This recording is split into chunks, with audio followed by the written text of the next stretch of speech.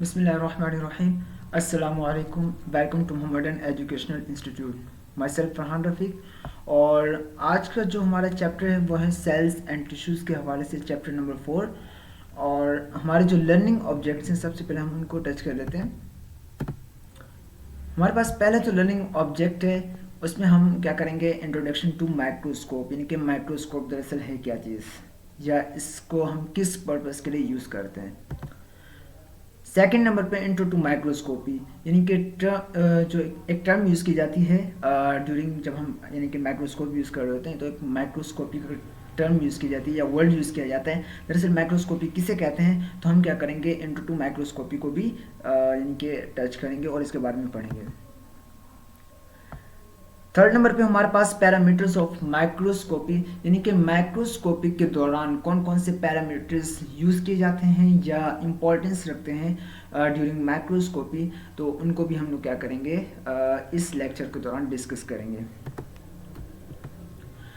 तो सबसे पहले क्वेश्चन है हमारे पास, व्हाट इज़ माइक्रोस्कोप, यानी कि माइक्रोस्कोप क्या है।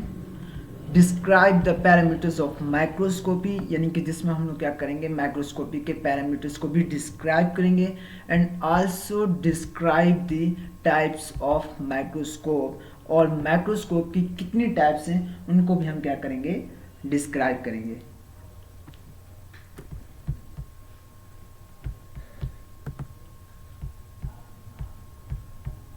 सबसे पहले देखते हैं माइक्रोस्कोप।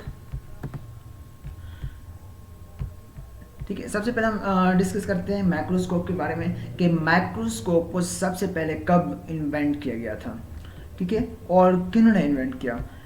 एक साइंटिस्ट हैं जिनका नाम है ज़ेकरियास जेनसन, जिन्हें यानी कि फर्स्ट इन्वेस्टिगेटर कहा जाता है या कंसीडर किया जाता है, जिन्होंने क्या किया था, इन्वेंट किया था कंपाउंड माइक्रोस्कोप इन 1590 के अंदर। ठीक है, ज़ेकरियास जेनसन वो वाहिद साइंटिस्ट हैं जिन्होंने सबसे पहले 1590 के अंदर क्या किया था, कंपाउंड माइक्रोस्कोप को डिस्कवर किया था। उसके बाद आते हैं रॉबर्ट हुक, जिन्होंने क्या किया, ज़ेकरियास जेनसन की बनाई गई कंपाउंड माइक्रोस्कोप की वर्जन को क्या किया, अपडेट किया। ठीक है, क्यों अपडेट किया, पर्पस क्या था, ताकि जो है ना हम क्या कर सकें, ऑब्जर्व कर सकें ऑर्गेनिज्म को। ठीक है, यानी कि रॉबर्ट हुक ने क्या किया, ज़ेकरियास जेनसन की बनाई गई माइक्रोस्कोप को अपडेट किया to observe the micro organisms या फिर लिविंग ऑर्गेनिजम्स। डेफिनेशंस की बात करें तो सबसे पहले जो माइक्रोस्कोप डिज़ाइन की गई थी वो सिंपली कंसिस्ट थी किसके ऊपर, लेंसेज के ऊपर एट ईच एंड, यानी कि जिसके दोनों अतराफ या हर एंड के ऊपर क्या थे, लेंसेज मौजूद थे। और उनकी जो मैग्नीफिकेशन रेंज थी वो कहाँ से कहाँ तक थी, 3x to 9x। अब 3x to 9x से क्या मुराद है कि यानी कि अगर कोई भी ऑब्जेक्ट था तो वो क्या करती, उसको 3 गुना से लेके 9 गुना यानी कि 9 टाइम्स क्या करती, मैग्नीफाई करके दिखाती है, उसे ग्रेटर करके दिखाती।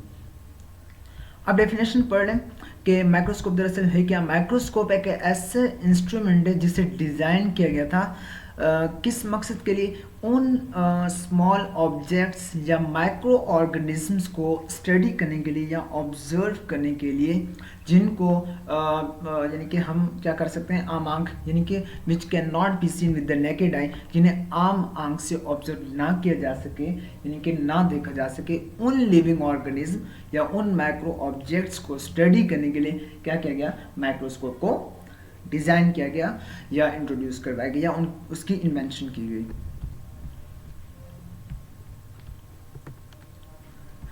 उसके बाद एक टर्म यूज़ की जाती है, माइक्रोस्कोपी। ठीक है, माइक्रोस्कोपी किसे कहते हैं, use of microscope is known as microscopy, यानी कि जब आप माइक्रो ऑर्गेनिज्म की स्टडी करते हैं तो उसके लिए आप क्या यूज़ करते हैं, माइक्रोस्कोप यूज़ करते हैं। और यूज़ ऑफ माइक्रोस्कोप क्या कहलाता है, दरअसल माइक्रोस्कोपी कहलाता है।